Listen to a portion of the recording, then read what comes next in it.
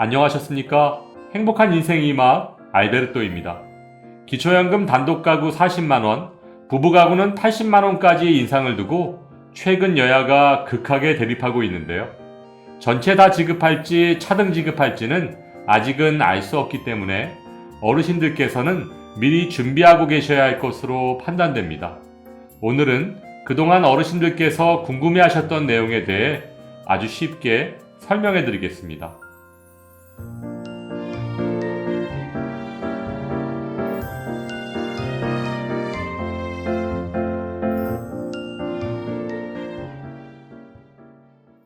2022년 현재 단독가구 연금 기준액이 180만 원이라고 하던데 혼자 살면서 월급을 200만 원 이상 받으면 기초연금 못 받는 건가요? 선생님 말씀대로 2022년 현재 단독가구의 경우 소득 인정액이 180만 원을 넘으면 기초연금을 받으실 수 없습니다. 하지만 이 소득 인정액이라는 것이 모든 소득의 합계를 얘기하는 것은 아닙니다. 소득 인정액을 구하는 공식은 소득평가액 플러스 재산의 소득 환산액인데요. 소득은 평가하고 재산은 소득으로 환산해서 더하겠다는 뜻입니다. 따라서 소득의 경우 소득 전체를 반영하는 것이 아니라 기본공제, 추가공제, 필요경비 등을 차감하고 남는 금액만큼을 소득 인정액에 반영하는 것입니다. 선생님의 경우처럼 근로소득이 200만 원이라면 기본공제 103만 원에 추가공제 30%를 적용하면 67만 9천 원만 소득 인정액에 반영됩니다. 따라서 다른 재산과 소득이 많지 않으시다면 충분히 기초연금을 받으실 수 있습니다. 참, 근로소득은 세전 금액을 기준으로 반영된다는 점 꼭 기억하시기 바랍니다. 현재 점포를 임대해서 월세 100만 원을 매달 받고 있습니다. 집 있고 월세 받으면 기초연금 못 받는다고 하던데 그게 사실인가요? 2021년까지 임대소득의 경우 임대사업 등록을 했거나 기준시가 9억 원 이하의 1주택을 소유한 자의 주택 임대소득 또는 임대 수입이 연 2천만 원 이하인 자의 주택 임대소득에 대해서만 단순경비율, 즉 필요경비 42.6%를 공제받을 수 있었는데요.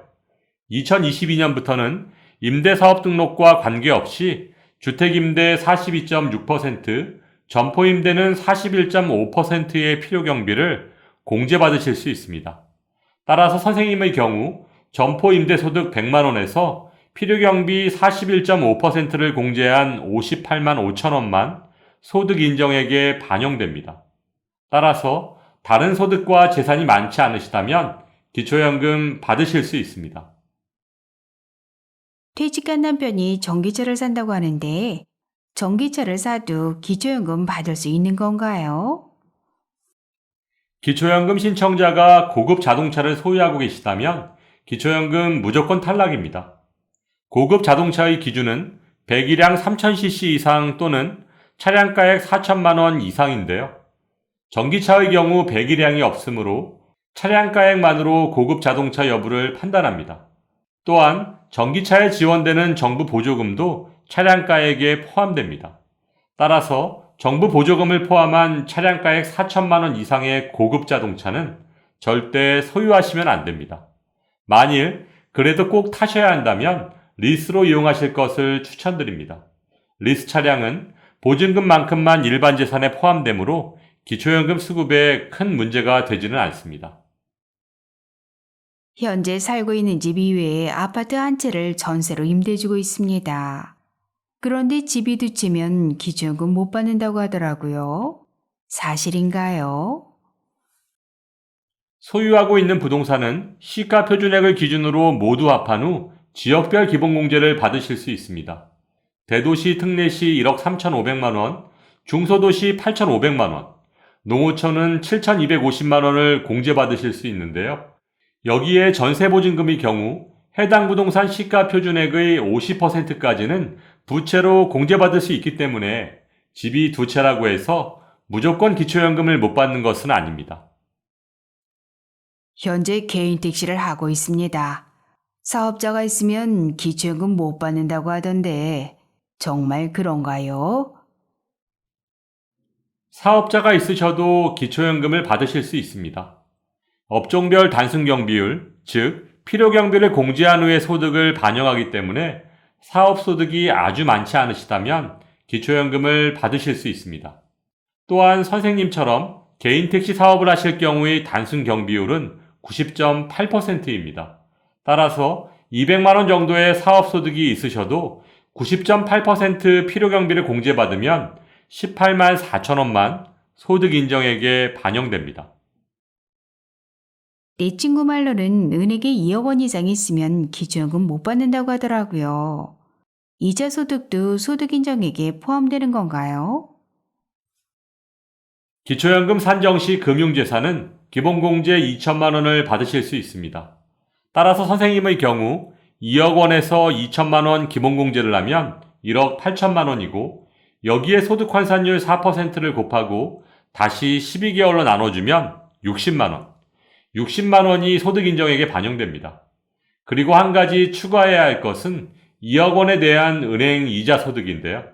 요즘 정기예금 금리가 많이 올라서 연 4%대 이자율을 기록하고 있습니다.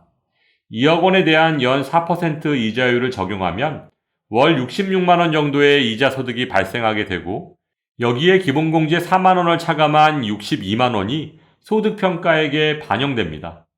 따라서 2억 원을 정기예금으로 갖고 있을 경우 2억 원을 소득으로 환산한 60만 원에 이자 소득 62만 원을 더하면 소득인정액은 122만 원이 됩니다. 따라서 2억 원이 있다는 이유로 무조건 기초연금을 받을 수 없다는 것은 사실이 아닙니다.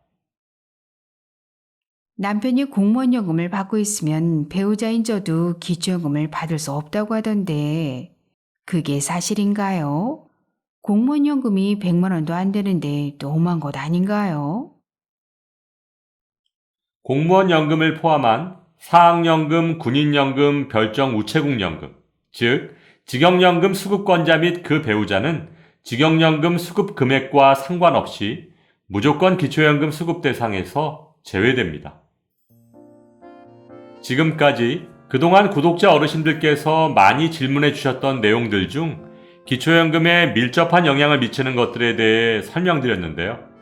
기초연금은 만 65세 생일이 속한 달의 전달 1일부터 신청하실 수 있고 수급 대상이 되시면 만 65세 생일이 속한 달 25일부터 기초연금을 받으실 수 있습니다.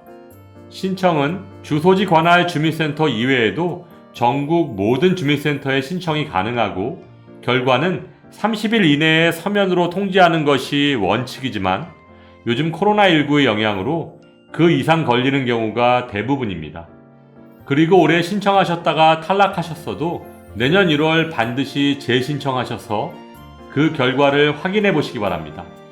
매년 기초연금 기준금액이 상향 조정되고 있고 공시가와 소득의 변동으로 기초연금 수급자가 되실 수도 있기 때문입니다.